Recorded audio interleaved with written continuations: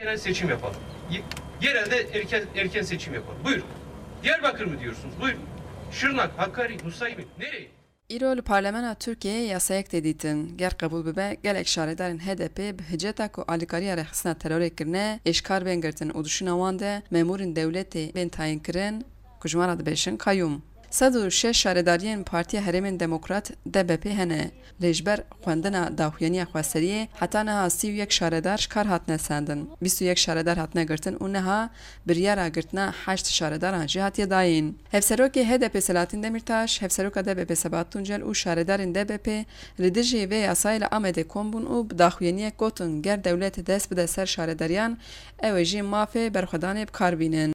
Demokratik teklif. Gelin oralarda seçimi tekrarlayalım. Bir bakalım halk kimden şikayetçi, kimden değil.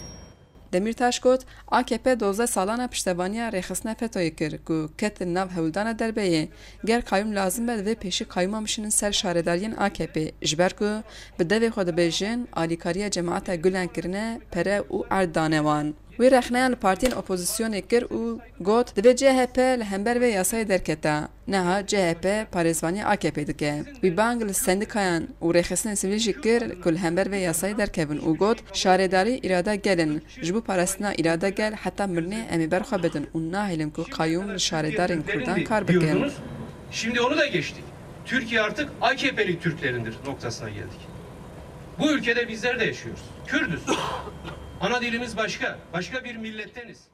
Herkesi terörle mücadele kapsamı içerisine koyan Em li ser qanûnekê de axivîn ku her kesî dixe nav qalibê şerê dijî terorê. Partiyên Tirk cavên xwe ji Kurdan digirin, lê ev yasa a ku ji bo Kurdan derdixînin, wê sibe bibe bela serê Tirkan jî. Êrîşin hember şaredariya ne tenê êrîşeke hember DBP ye, lê sibe û dizbe wê hember şaredariyên din jî êrîş bikin.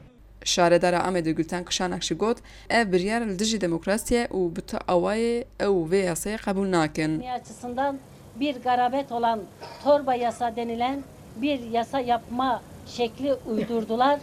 Hacı Can Farqîn, Dengê Amerîka, Amed.